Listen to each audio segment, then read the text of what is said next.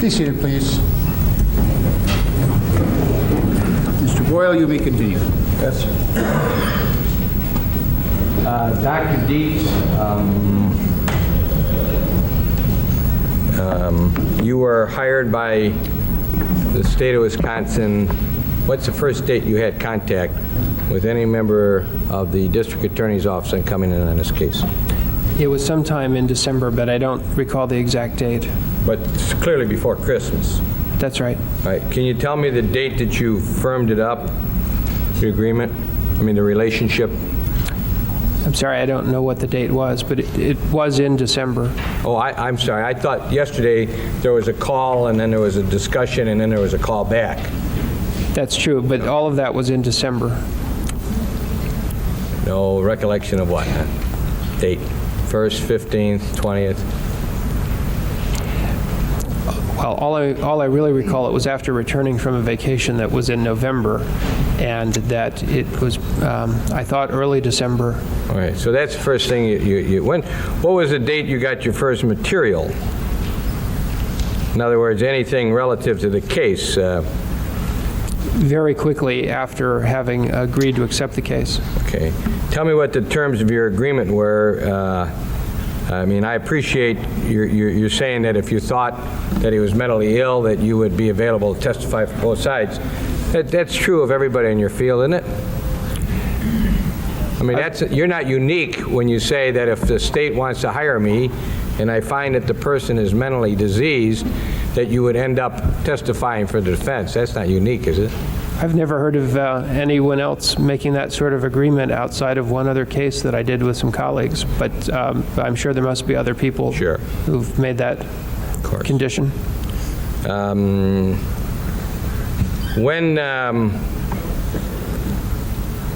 When did you receive, tell us what you received first. The first thing I received was a large quantity of materials that were in the form of police reports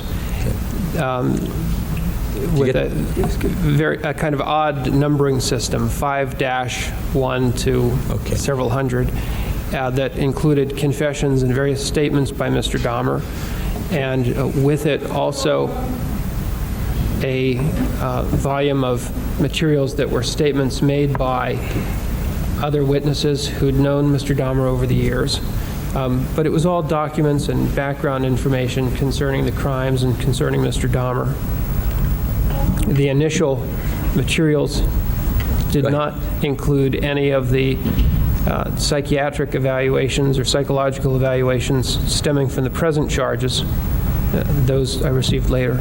Okay. Were you told that the deadline date for the turning over of the report that would be generated by you if you became a member of this, I mean, if you accepted a retainer, was January the 7th? Yes. And that was an agreement that all doctors' reports would be transferred by that date? Yes. Okay.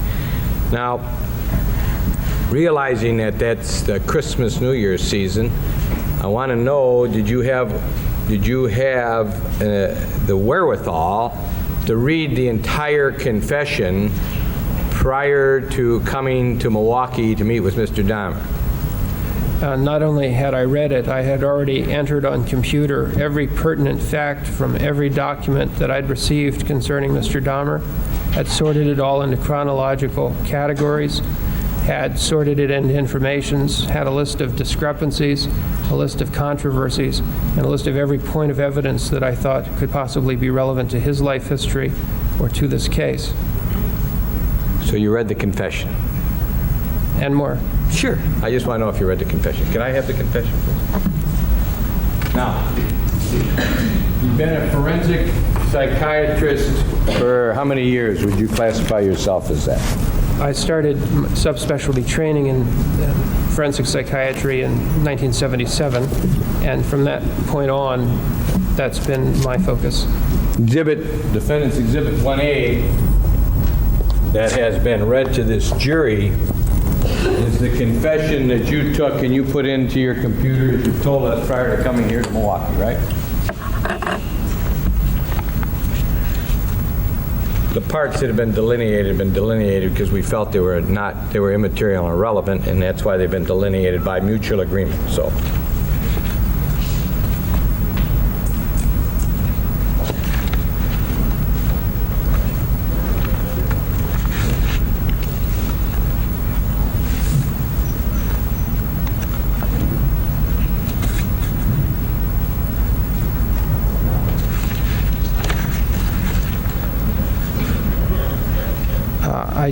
I have seen everything here, Sure. and these were among the materials that I included.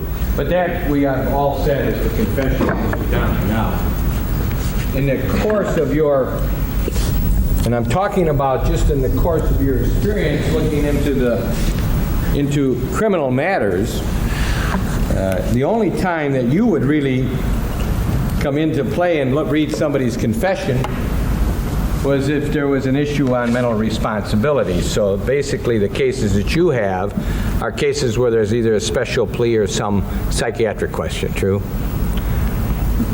You're not into just general cases, are you? Criminal cases? Well, I'm only asked to examine a case and testify as a forensic psychiatrist where there's some mental issue in the case, but I have other activities in life that cause me to read confessions that have to do with investigations of various kinds. That's considered a long confession, is it not? Yes, it is. Are you aware of the fact that Mr. Dahmer spoke to members of the Milwaukee Police Department? They opined for about 60 hours. Are you aware of that? That fits my recollection of what I was told. And is it also true that he did that, as the jury has heard time and time again, waiving his right to have counsel present against the advice of his counsel? That's all in the report. You read that? Yes. Now that's out of the ordinary, isn't it? That we got a 60-hour confession where the defendant continues to talk to the police on his own. That's pretty much extraordinary, isn't it? Yes, I think that's unusual. Now,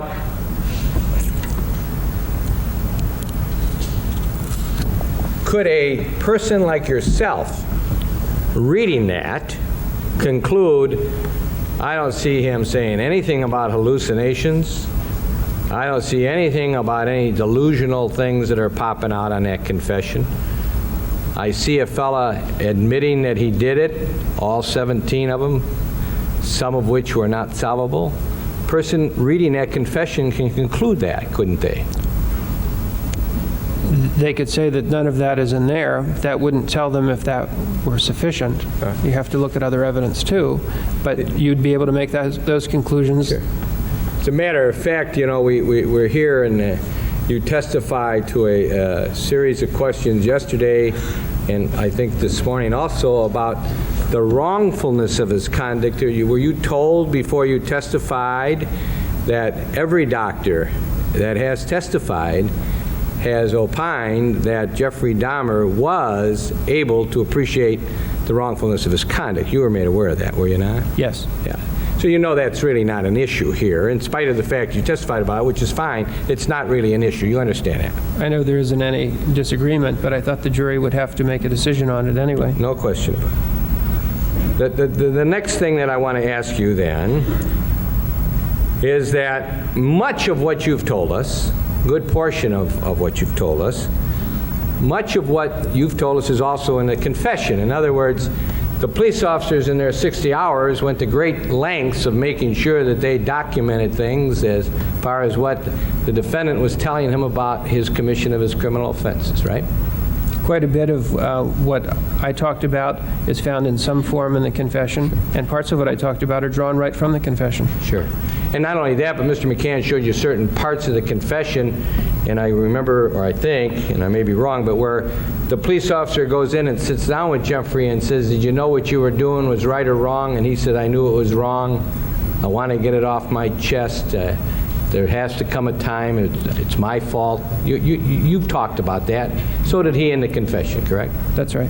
Would a clinician, strike a clinician, would a forensic psychiatrist, on the basis of that confession, be able to render an opinion to a reasonable degree of psychiatric certainty that that person who's portrayed in that 60-page confession was a paraphilic who was involved in necrophilic behavior, and that that person appreciated the wrongfulness of their conduct because of many of the statements that they said, and appears to be able to conform his conduct to requirements of law because he has admitted time and time again in that confession as to all of the things that he was doing. In other words, he was only doing it at certain times, he was only doing it when he was alone, he was only doing it when he couldn't be detected. One could make that judgment from reading that confession.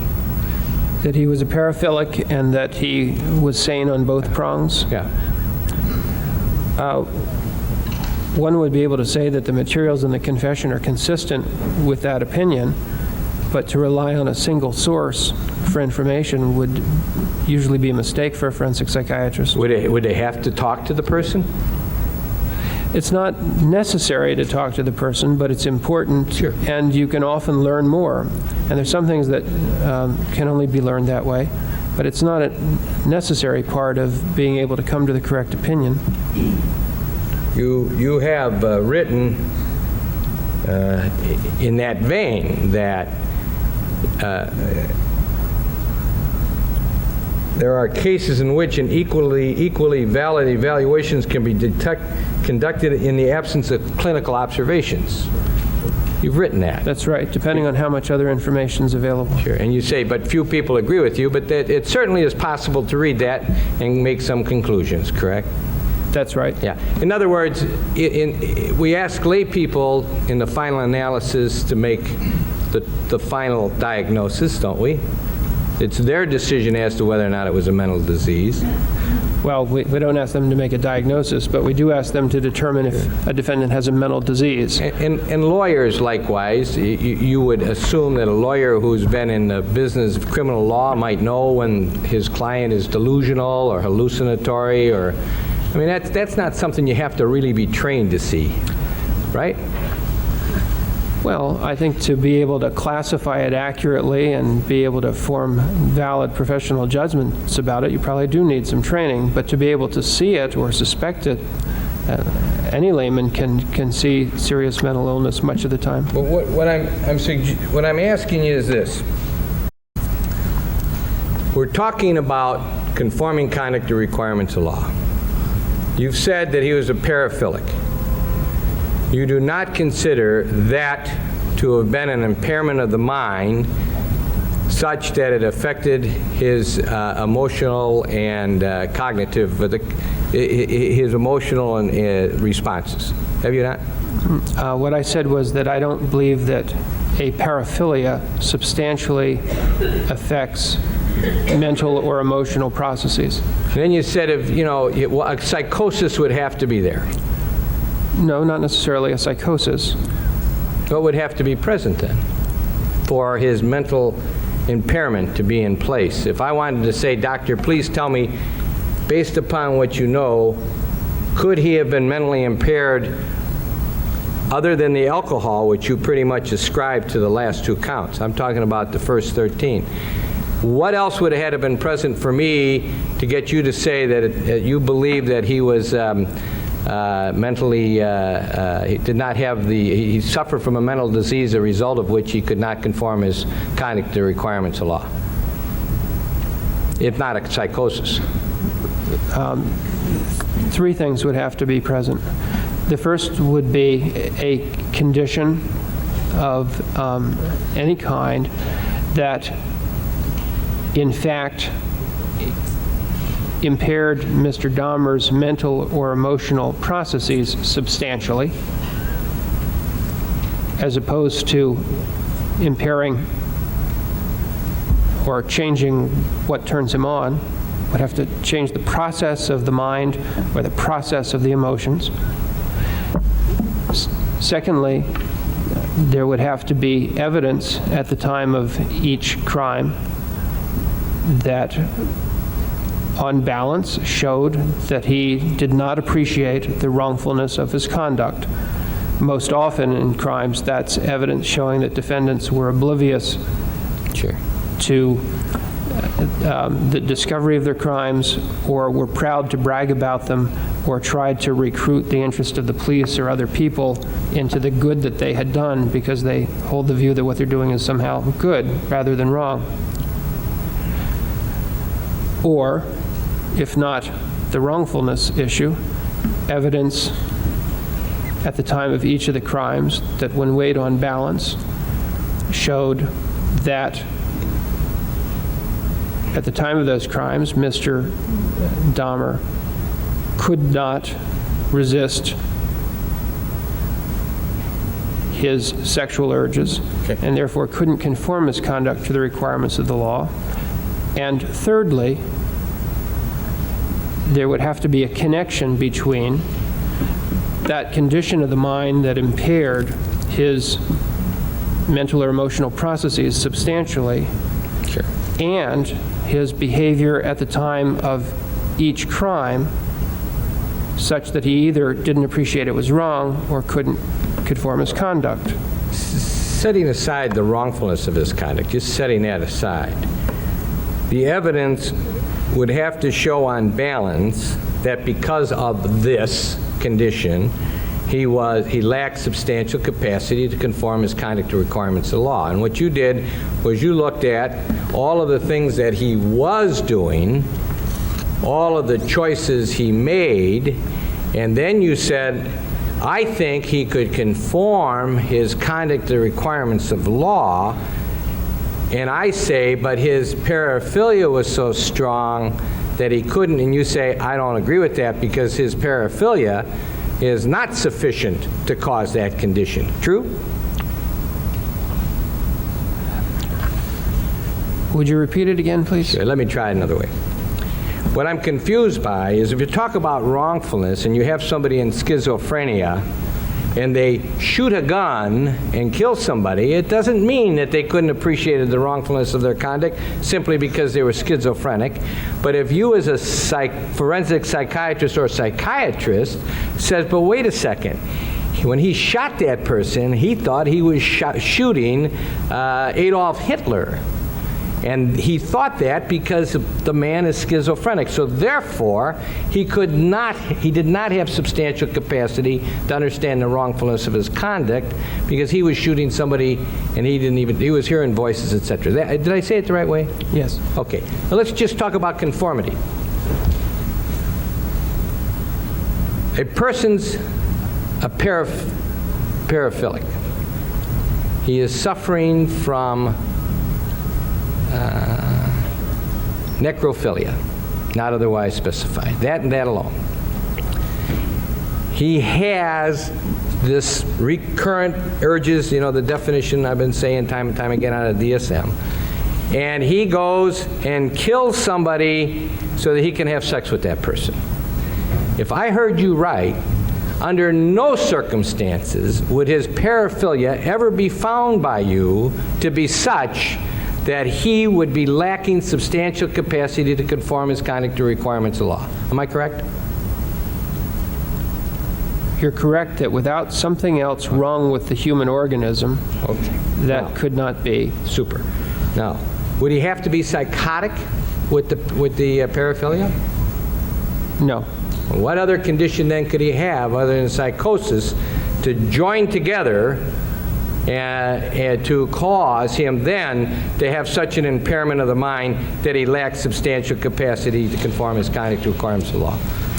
Either something that destroyed or overwhelmed his will, the way he was attempting to do with his victims, the ones he tried to zombify, or something that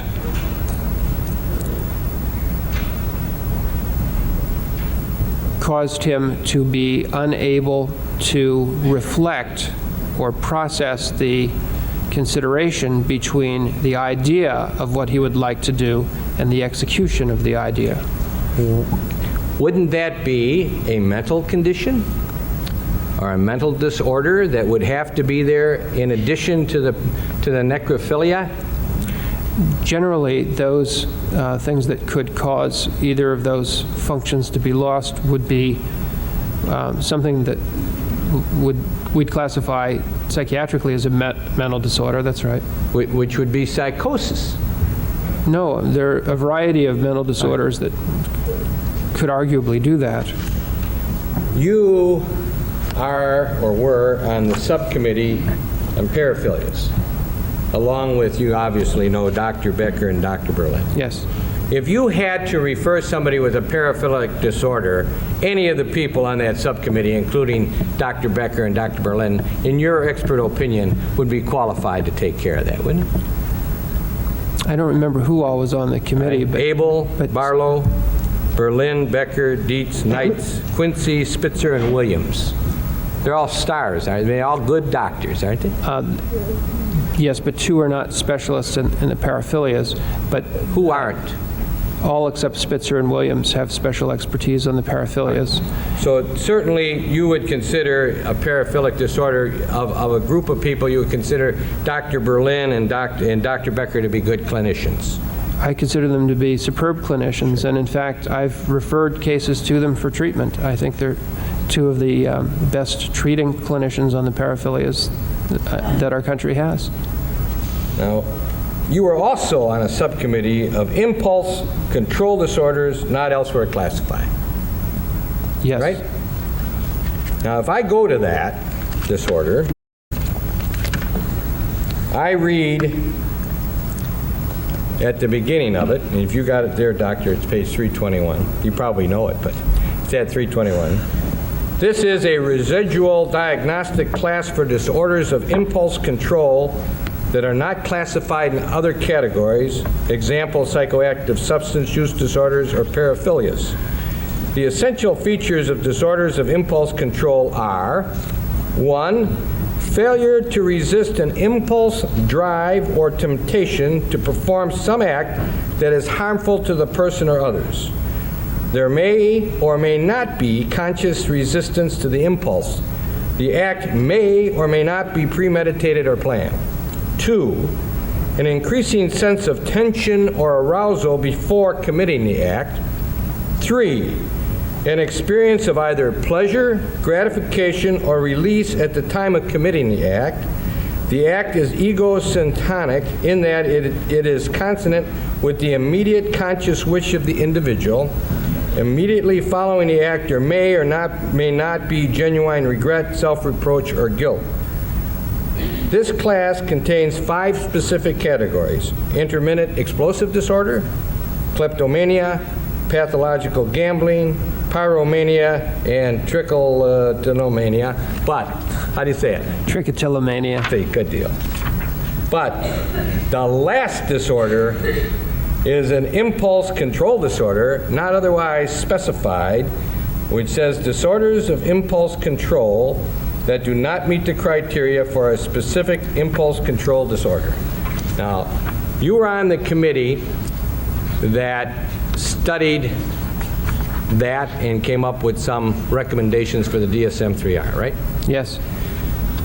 Now, I understand as a layperson, the best I can do is look into a book and ask an authority or an expert what it means, but I want to ask you this. Can a person who has an impulse control disorder not elsewhere classified at the time of his act be suffering from a mental disease so that they are unable to, they lack substantial capacity to conform their conduct to requirements of law? I've never heard of anyone taking that position outside a couple very controversial cases where people have tried to say a compulsive gambler was insane for embezzling because he needed the money. Well, kleptomania. Let's talk about kleptomania. That's stealing, isn't it? Yes. Okay. Now, if I'm representing somebody who is very, very seriously impaired with kleptomania, it's classified as a mental disorder, is it not? Yes, it is. And they steal, and they are acting on their urges. Is that a mental disorder? It's classified as one. Okay. So, obviously, when Mr. Dahmer was getting these impulses, desires to do the things that he was doing, it is your opinion that at all times, prior to doing the illegal acts, whatever they were, He had the willpower to say, no, I choose not to do it. That's what you're testifying to. Well, whether he had the willpower or not, I suppose, is a more philosophical question. But the question I was addressing was whether he had the capacity to choose to do otherwise. And my answer to that is that at the time of each of the killings, he did have the capacity not to do the killing. Dr. Dietz, I hate to trivialize something as important as this by coming up with something that is not grave. It can be grave. It's certainly grave to the person that has it and maybe his immediate family, but certainly not the same degree as this, and that's alcoholism. Now, I know alcoholism is not necessarily a mental disease. It can become such, but the alcoholic, the practicing alcoholic, chooses to drink because of his desire to do so and his illness that causes him to do so. Am I on base with that at all? Well, or you want to redefine, tell me what an alcoholic is and is not.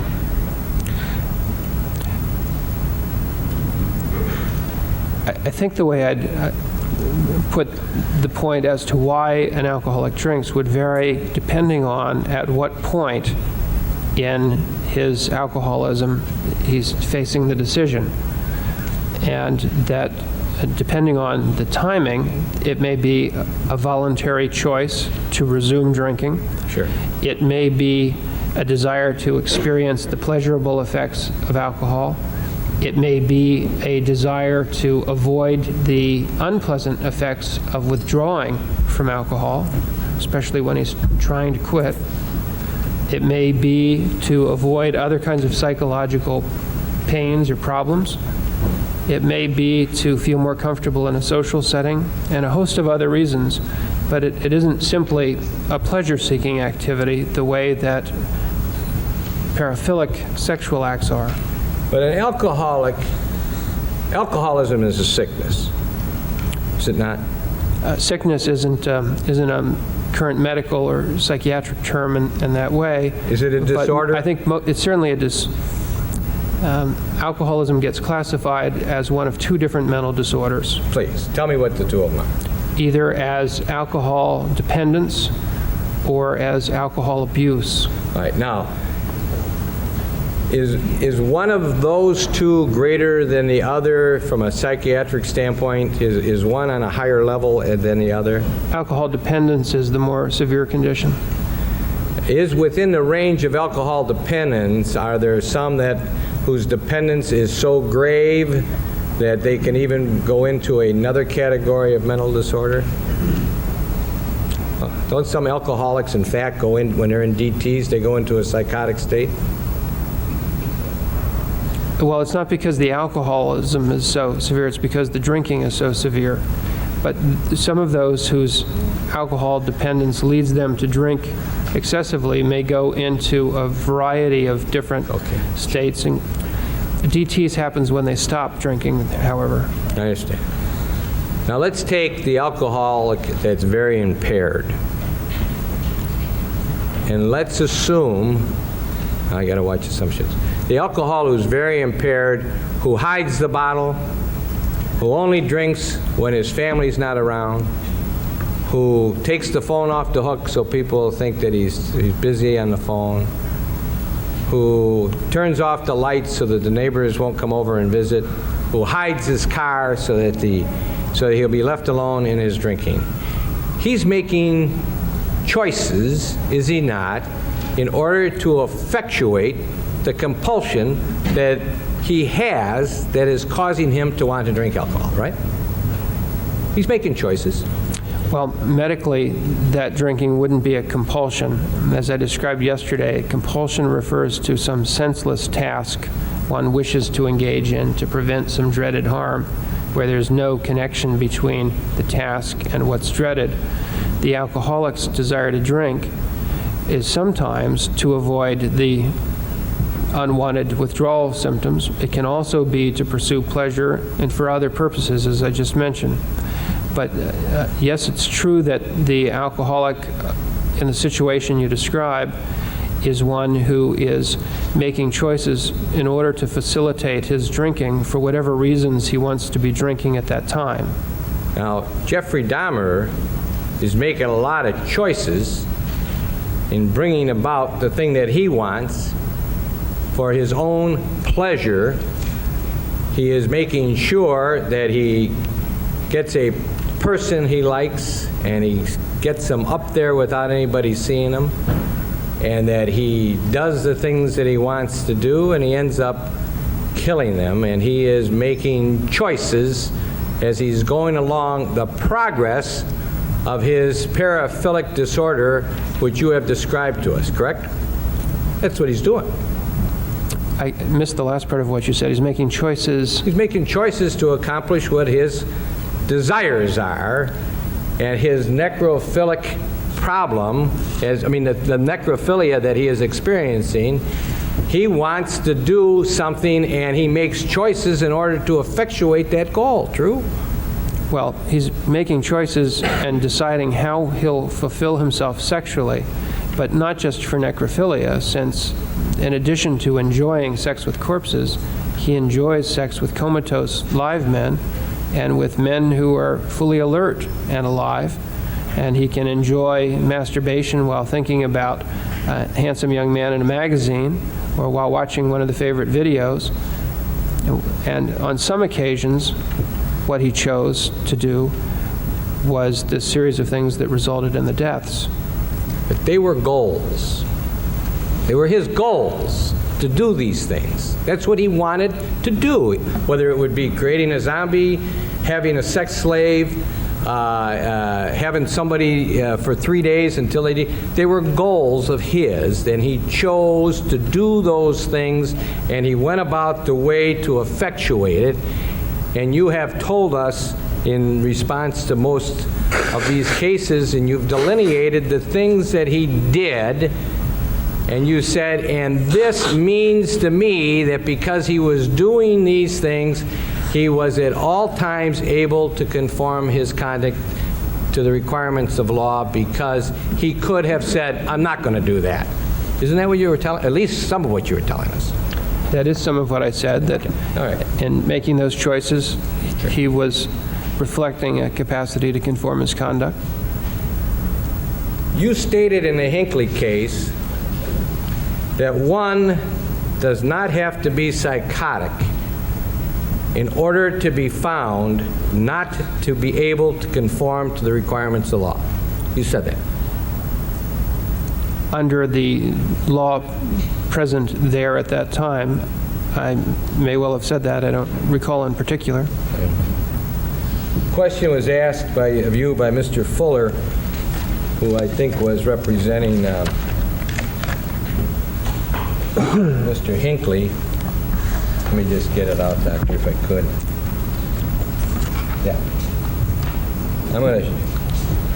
You were at the University of Virginia Law School at one time. At the University of Virginia? Yes. You know Professor Richard Bonney? Very well. Yeah. And you know that they wrote this case study in the insanity defense, the trial of John W. Hinckley, Jr. Have you ever seen that before? Yes, I did a lot of the background work to help produce it. Good. Let me ask you, if you will, to look at page 82, and where it says cross-examination by Mr. Fuller.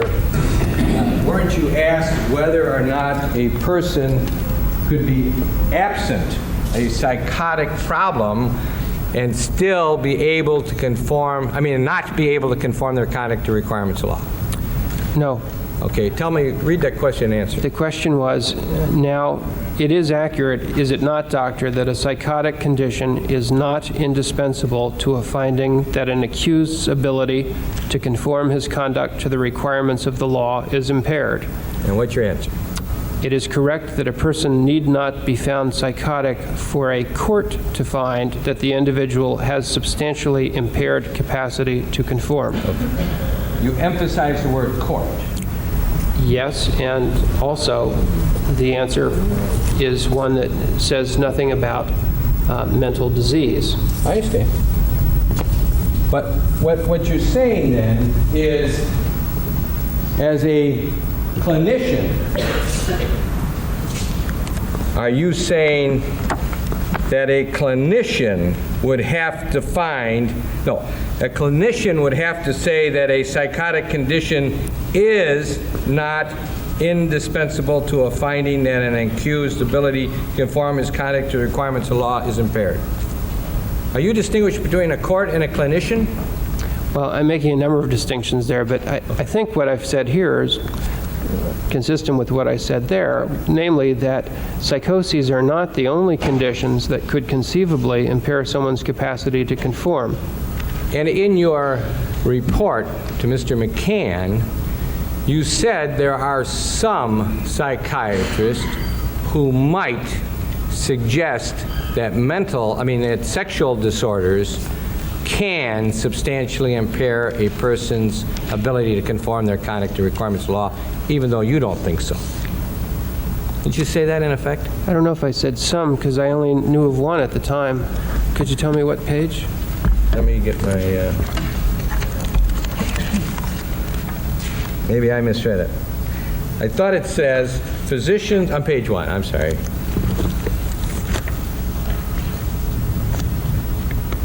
You said physicians, it's page 1, right under the question of mental disease. You said physicians are not in universal agreement as to which mental disorders should be regarded as mental diseases, and some might consider alcohol dependence or sexual deviations as mental diseases. Did you say that? Right, because it's not a medical term. No, I just want to know if you said it. Sure. Okay. You didn't say one, you said some.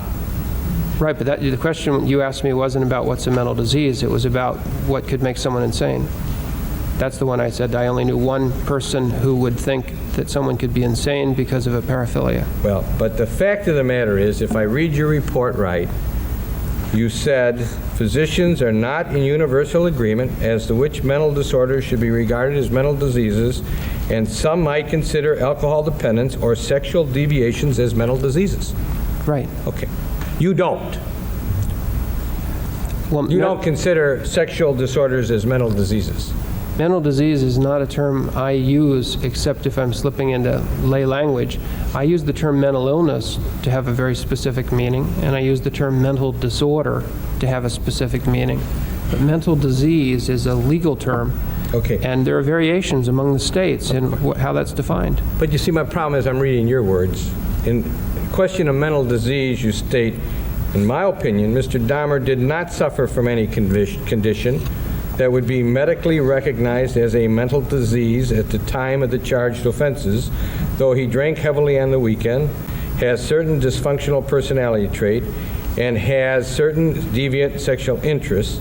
Then you say physicians are not in universal agreement as to which mental disorders should be regarded as mental diseases, and some might consider alcohol dependence or sexual deviations as mental disease. You go on to say, with respect to the definition of mental disease, given in the Wisconsin instructions on the issue of the defendant's criminal responsibility, none of the mental disorders evidenced by Mr. Dahmer is an abnormal condition of the mind which substantially affects mental or emotional processes.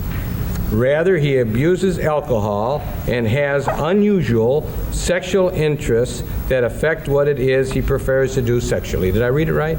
You did read it right. Okay. Now, in that regard, you have told us, I think, what your belief is. And you know it's up to the jury to decide because that's what the law is. We had a very experienced forensic psychiatrist testified for the state 2 days ago, Frederick Fosdill. Did you hear his testimony? No, I did not. Are you aware of the fact, has anyone told you that he, on the basis of his interviews with Mr. Dahmer and his 5 days, I think, 5 different days he was with him, that he found, and I may be wrong on the record, but the jury's, or the court's the one that will tell me if I am, he found that Mr. Dahmer was suffering from a mental disease, but that he did not lack substantial capacity to conform his conduct to the requirements of law. Were you told that? Yes. You're in disagreement with only the first part of it, because you say he wasn't suffering from a mental disease. Correct? Well, I've tried to avoid giving an opinion in this court about whether he suffered from a mental disease, and instead have addressed the specific language of the Wisconsin jury instructions about what it would mean for someone to have a mental disease. And I don't know what Dr. Fosdal may have been referring to. I don't know which condition he thought qualified as a mental disease. Doctor, I read your words. It sounds to me like you said that there was no mental disease. Am I right? I said it in the report, and you've brought it into court, and that is what I wrote. No. If Mr. Dahmer quit drinking alcohol on the day before he met Tracy Edwards, quit drinking alcohol, just stopped, not in therapy or with help, just stopped drinking alcohol. Let's just stopped. Would you have expected him to stop these murders? If he were to permanently stop drinking alcohol? Yeah.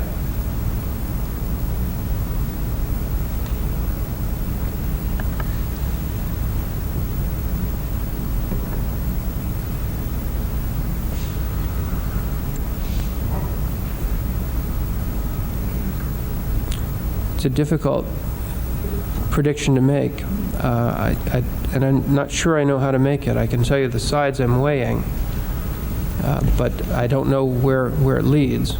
On the one hand, I would expect that if he were to stop drinking, that he would be better able to retain his job, better able to balance his budget, and for that reason have greater access to potential sexual partners, because he'd be able to dress better and present himself better and spend more of his leisure time in pursuit of partners. He would be less able to overcome his aversion to killing if he weren't drinking, unless he used some other substance to replace it. He'd be less comfortable approaching other people as a potential sexual partner, because he usually drank to do that. And yet he said that after doing enough of them, there came a time that he thought he'd be able to do it even without the alcohol. And so I'm not sure of the answer to that. Okay.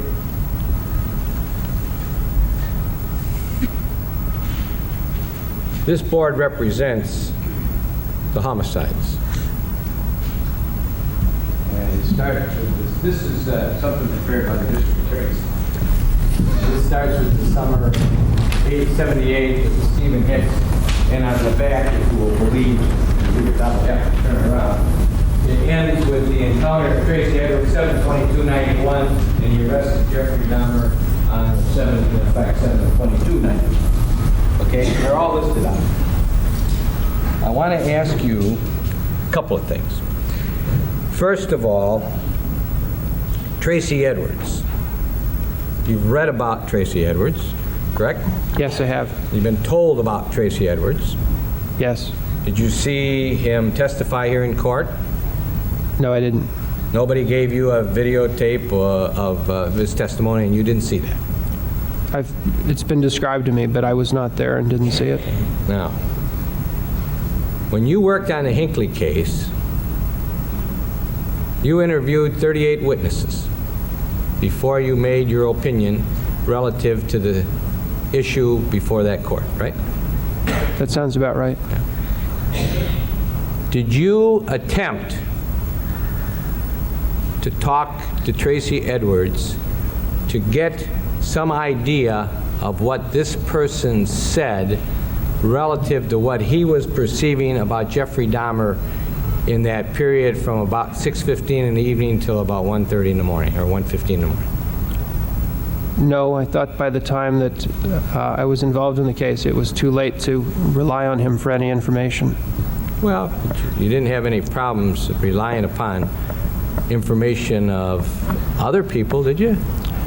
You relied on other people's information, didn't you? No one else that I relied on had undergone the experience he had that I think would make the recollections less reliable. Why would you not believe Tracy Edwards' account of his being in an apartment for 5 or 6 hours working diligently to try and get out of there without being killed? Why would you think that he wouldn't be worth the while talking to? Oh, I believe his account to the police when he first went to them, there are details in it that only the man who'd been there could know. There are details in it that Mr. Dahmer directly confirms. And all of those statements that Mr. Edwards made up to a particular point in time, I thought were credible and to be treated the same way as other victims in that situation.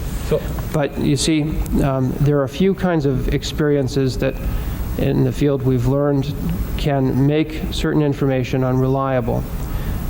One that's very well accepted now and the law understands is that once someone's undergone hypnosis, their recollections of the events that were described under hypnosis are altered, and though they may come to believe what they said under hypnosis or later did, that it's not reliable because it's hypnotically refreshed memory.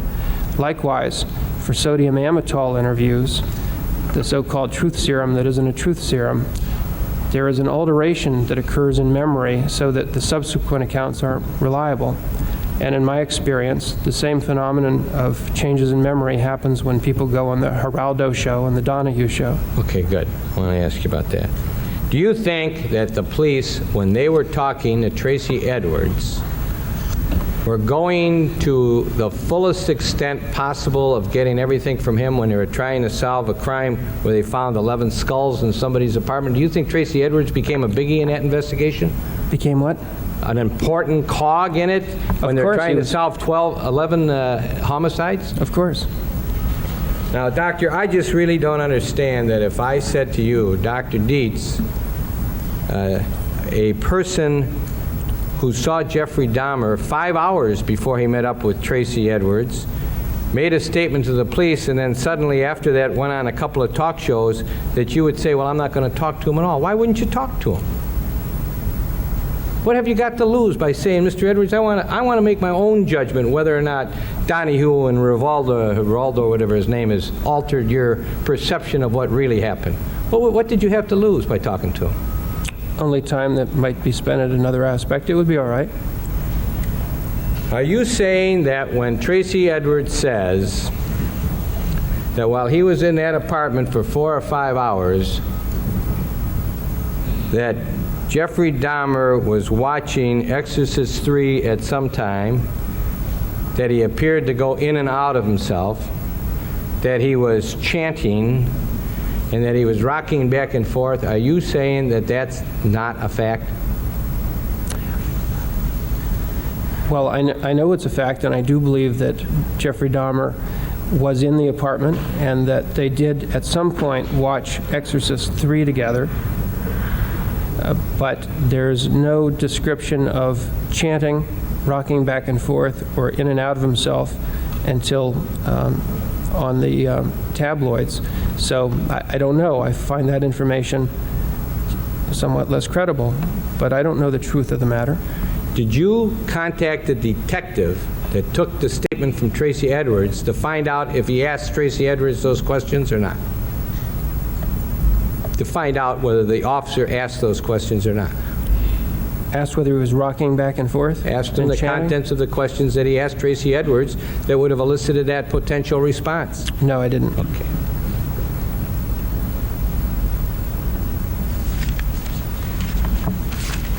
You said yesterday, well, one seeks, and I had this printed up, the reporter typed it up. I just wanted to understood what you were saying. It wasn't to challenge you, so I want you to help me explain it.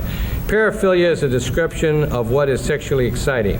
Whether one acts to seek out that image in various ways is not determined by the paraphilia, but by other aspects of one's life. One's morals, one's character, whether one drinks, all these other things. But I think it's important to point out that acquiring a paraphilia is generally not a matter of choice. Mr. Dahmer couldn't help what became sexy to him, couldn't have known at that point in his life how to control that.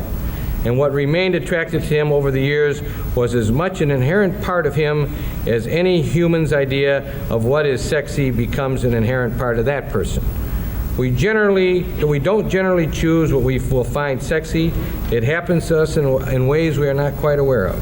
What humans do choose is whether or not they will act on their sexual interests or not, and in the same way that an individual chooses to reach out and touch each attractive person he sees. A paraphil is able to decide whether to reach out and do those things that will gratify his attractions. Now, with that in mind, at the time that we see Jeffrey Dahmer's embryonic necrophilia, he's about 13, 14. Is that about right? 15, 16. Well, it certainly has happened by the time he's 16. 16. But it probably does not happen as early as 13 or 14. There's no evidence. He's masturbating quite a bit. Yes, he is. You say it's normal. He's in the normal range, the high end of the normal range, and you say that 2 to 3 times a day, this young man at that age who is getting these thoughts about whatever is masturbating, and that's normal, 2 to 3 times a day. Statistically, it is. Okay. If you look at the 95% confidence limit, that's within it. But it's normal. I don't care about how often they're doing it. It's considered in your profession to be normal behavior for a boy of 14, 15 to masturbate 2 to 3 times a day. Well, masturbation is a normal activity for a boy, and that rate of masturbation, 2 to 3 times per day, is at the high end of the normal range. Now, we know at that time that he's starting to get some real interest in some very bizarre things, like opening and looking at the inside of dogs. That's coming into his head, isn't it? And he's acting on it, right? Well, he's acting on doing the dissections of animals, yes. Yeah, but it's more than just doing a biological thing. He wants to look at it. I mean, this is what's exciting him, not the fact of a young boy or a girl who maybe is thinking of a career in medicine, starting to do some home exercises to see if it's something they really want to get into. But he's more interested in what it looks like, not from a biological standpoint, but by a thought disorder. True? He doesn't have any thought disorder. At the time, a thought disorder is a specific psychiatric term. I didn't mean it that way. I don't mean that. But at the time of these initial dissections of mammals, namely dogs, and whatever other larger animals he may have brought home dead to dissect, there is a curiosity about what they look like inside. There was no sexual excitement originally, and it is not different in its nature from the biological curiosity of someone who may choose some kind of career related to biology. I'm sorry. Originally, but it does take on a different light later. Okay. And he notices some thrill about this. Now he's brought home the fetal pig head. Yes. And he's starting to do some things that if you were his father, you'd start becoming very concerned about. Wouldn't you? Wouldn't you start having some real concern about your son masturbating 2 to 3 times a day, starting to go out and bring home roadkill, starting to look at him, bringing home fetal pig? Wouldn't that cause you some concern? It would depend a great deal on the context. I presume I wouldn't know what... I'd rather put this in another context and say I don't think a father would be likely to know what his son was thinking about while masturbating, which is of greater concern than how often he does it or whether he's doing it. And I think that there are contexts in which young men doing dissections would be very worrisome and horrifying, and other contexts in which a parent could feel proud about that. If it's a science fair project, it's very different than doing something awful to the neighbor's cat. But your words were now is at this time that he's acquiring his paraphilia. He isn't choosing it, he's acquiring it. It's coming into his life, right? This paraphilia of his. Yes, and I think at that time. And now he's masturbating at this rate, and he's now starting to think not just of one thing, he's starting to think of other things. One of the things he's thinking of is hitting some poor jogger and doing something to him sexually when he's unconscious. Yes. This is a very, very disturbed young man at that time in his life, correct? Very disturbed. Wouldn't you agree? Well, disturbed doesn't have a particular technical meaning for us. Would you have sent him to one of the doctors that I've listed before who you said are good with paraphilias? Would you have, if this case came to you, if I was his father and I called you and I said, da-da-da-da-da, what should I do? You would have sent him to somebody, right? If I heard that this young man... Please, the court. This issue's been addressed under 97116, sub 4, that we're touching into. No, it's not done for that purpose. I'll rephrase the question. Okay. Take it out of that problem. Is Jeffrey Dahmer's paraphilia in full swing at this time? By that I mean, does he meet the definition, the recurrent sexual deals, and they're becoming distressful to him? Is it in full? Is it there at this time in his life? If the paraphilias aren't all diagnosable at that point, they were soon thereafter. When he killed Stephen Hicks, based upon, from your position as a psychiatrist, based upon what you knew him to be, would you have been able to predict that this young man, in the manner and form with what he was in the summer of 1978, would have engaged in an act of homicide against the hitchhiker that he picked up in his car? No. It would have been possible to express an opinion that these fantasies were such that if there's something else wrong with this man, he's going to be dangerous, and we need to know about his character. Has he been a delinquent? Is he a rule breaker? Does he test the limits? Does he cut corners? Because any of those things about his character would suggest he's a dangerous fellow. Or is he abusing drugs or alcohol? Because if those are true, he's a dangerous fellow. What would your prediction have been, that he would have killed Stephen Hicks or not, based upon what you knew up to the time that he picked him up in that car? There was no...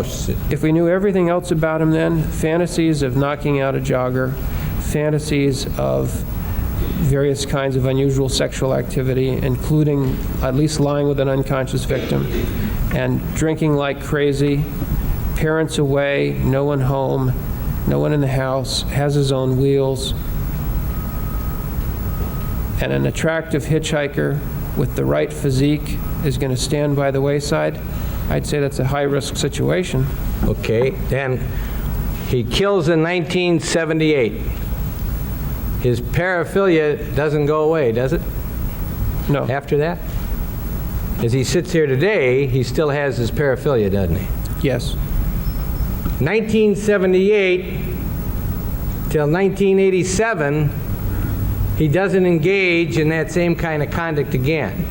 He is conforming his conduct to requirements of the law. Correct? 78 to... 87, when he kills Stephen Tuomi. You mean in terms of deaths or illegal druggings or what? He's controlling his conduct as far as homicides. He's not killing anybody. Right, he's violating some other laws. Is he hitting anybody? Is he beating anybody over the head? The cops that tried to arrest him for public drunkenness, he got into a scuffle with. How about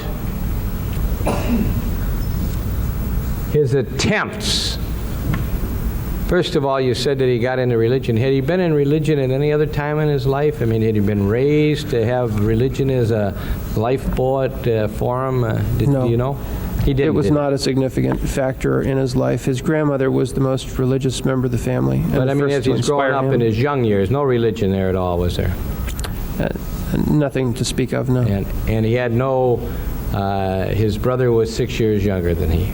That's right. He had a problem in his family between his mother and father, so that wasn't a very good environment, right? That's right. It was very difficult. Now, he is a paraphilic who is trying to control his paraphilia.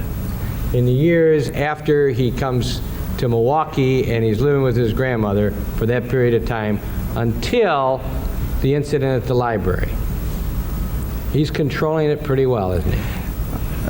He's doing even more than that. He's trying to control not only his paraphilia and fantasies and actions of that, but even his homosexuality. But he's still masturbating, but it's only once a week, is it? Is he masturbating at all? I believe he told me that on rare occasions he would bring himself to orgasm and try to do it in a way that he wouldn't have to think of as masturbation. Okay. Is he drinking? No, not during this period. How long did he not drink? I believe this entire religious period without drinking and minimizing sex was around 2 years. Now we're up to about, what, 1983, when he starts up at the gay bars again and starts giving into it? It's hard to put an exact date on that. It was somewhere between 83 and 85, I think, that Right. change happens. Now he starts going down the bad road and he starts engaging in some very bizarre conduct, but he has his fantasies, what he wants, and he isn't getting them, correct? That's true. Now, you have asked, and other doctors have also said, what the cure for Jeffrey Dahmer would have been to find the object of his fantasy.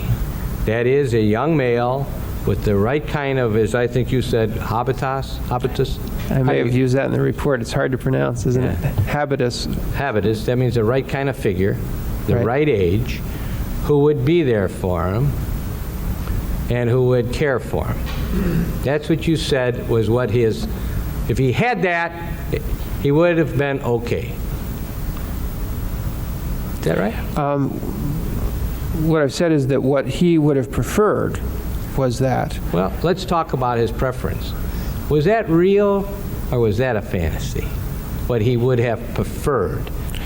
I think for him to have the kind of enduring relationship with this idealized man would be very difficult because of his personality. Would have been, it's really, I mean, it's like all of us who at some time or another had dreams of running off with a Hollywood movie star. I mean, it just wasn't going to happen, was it? I don't think that was going to happen that way. That's right. That's right. So what really ultimately it was what he said he chose to want to end all of his necrophilia was really a fantasy because he was never going to get it, correct? Well, he was never going to get an idealized, perfect partner for the long term, and I don't think many people do get exactly that. However, it was possible for him to have something more like sustained relationships with men if he'd met someone who would tolerate his being less than outgoing and who didn't pose too much of a threat. From time he killed Mr. Hicks until the time he killed Mr. Toomey, did he ever have a relationship with any male for longer than 10 hours? Did he ever identify anybody as being somebody that was with him for longer than 10 hours? Not a sexual relationship, certainly. How about as a friend relationship? Did he ever delineate for you the name of any friend? I'm talking about after the killing of Hicks, other than the woman down in Florida. Any male friend between the time he killed Hicks until the Toomey incident? Did he ever tell you the name of, well, I had this buddy, Joe Smith, but he didn't turn me on, but we were just hanging around together? I don't think there was anyone who'd be categorized as an ordinary close friend from the time of the killing of Hicks until the time of his arrest. Now, is his progression in these killings the result of his increasing in alcohol, use of alcohol, or is it because of the growth? Well, I strike that. Do paraphilias grow? Do you know what I mean by that? I mean, if I have an urge to look at a girly magazine, and I mean, it really starts to be my thing. I mean, I can't wait until I can start looking at these magazines. As a psychiatrist, might you suggest to me, you know, if you don't control that, Boyle, you probably start looking at more and more. That kind of if you become involved in that, there's a very good chance that it's going to grow and grow and grow. Well, looking at such magazines is not a paraphilia. Of course not, I understand. And there is some evidence that individuals who immerse themselves in looking at such materials will in some instances become preoccupied with them. Certainly those who select that out as something they want to spend their time on may spend more and more of their time on it. There's other evidence indicating that with intense exposure to a lot of that material, quite a few people become bored with it. Yeah. And only if you increase the deviance of the imagery will it be of interest to them to look at more. Let's go into a paraphilia. Let's take a pedophile, because there's a lot more evidence that there's a lot of those around, men that are after younger boys. Is it safe to say that that's kind of a growth problem as opposed to a periodic from time to time? I mean, it only happen once every 6 months or once a year, and that the person who's doing it once every 6 months, once a year will probably never do it more often than that? Or are they in harm's way to be doing it? The more they do it, the more they're going to want it. You know what I'm saying? I don't think that that growth makes any sense of this as a concept. That the way one needs to understand it is that that desire to have sex with the child, in that example, is going to be a continuing desire unless some affirmative steps are taken to change that desire. And that in the absence of any steps, the desire will remain constant. The behavior may change if the individual commits an offense, finds it gratifying, gets away with it, they are now more likely to commit another offense. If they put themselves in a situation where it's easy to commit the offense, like working at a daycare center or working around young children or taking children out on trips, they are going to be more likely to commit an offense. But it's not because the paraphilia changed, it's because of their choices of putting themselves in the way of temptation and their recognition of what they can get away with, and sometimes the growth of rationalizations. And that's quite key in understanding why they may escalate the activity. The more children they've compromised in this way, the more they need to tell themselves that what I've done is all right, that I'm not a bad human being, this is good for children, it's really sex education, it won't hurt the child, they'll thank me someday, and a whole host of lies they tell themselves in order to feel better about the bad things they're doing. It's rationalization. And the more they acquire rationalizations, enjoy the activity, and get away with it, the more victims they'll have. Okay, now I'll go back to your definition. When I asked you that question before about what the definition of paraphilia is, it's a recurrent, intense sexual urges. Does that stay constant? Does the recurrence become more often? And does the intensity become greater? That's what I want to know. What do those words mean? It would seem to me that recurrent, intense sexual urges can become more often and stronger. And that's what I want to know. Is Jeffrey Dahmer's paraphilic disorders, did they become more intense and more recurrent? Is that a fair question? It's a fair question. But it assumes something that I think is a misconception. The intensity of the sexual urges of a paraphile is the same as the intensity of normal sexual urges.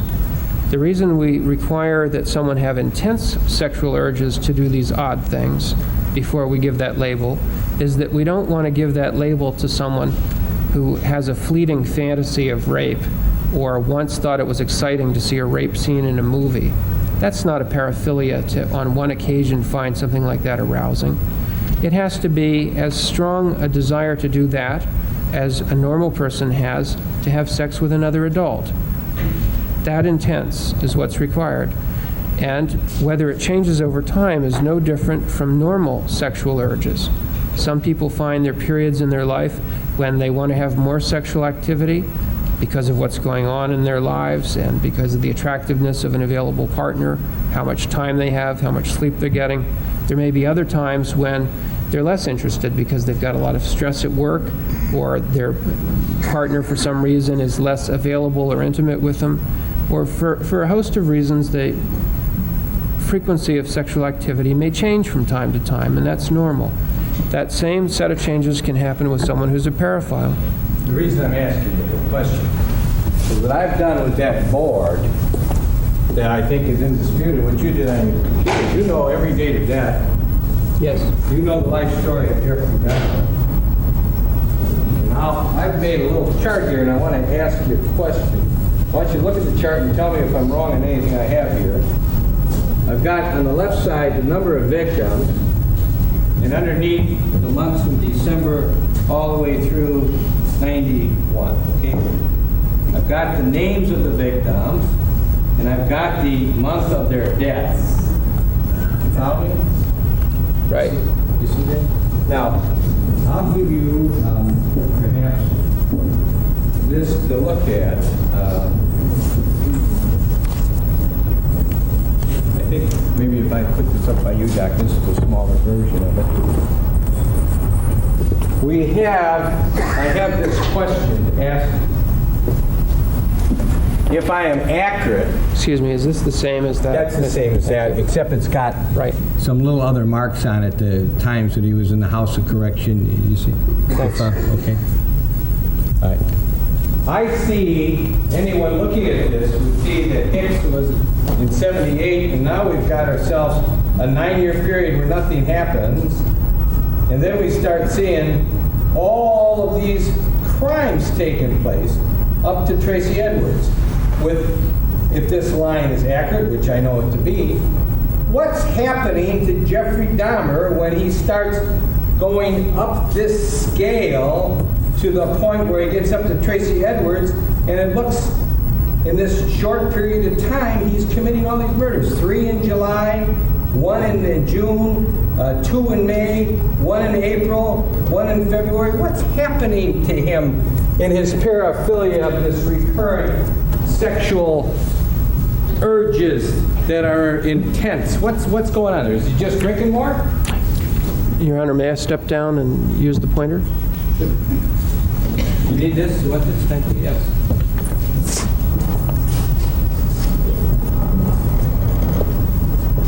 Not shown on the graph, of course, is all of the years. You know what I'd like to do is just kind of turn it a little bit more this way so that the jurors can see it in case. Because it'll be discussed further. Not shown on this graph is another period of time that, if it were graphed, would be somewhere over here where the number is 0, and from the time of his birth until we get up to here. There's this one homicide of Mr. Hicks in 1978 that occurs during the only period from over here in 1960 to here in 1978, when Mr. Dahmer has a house without anyone else living in it.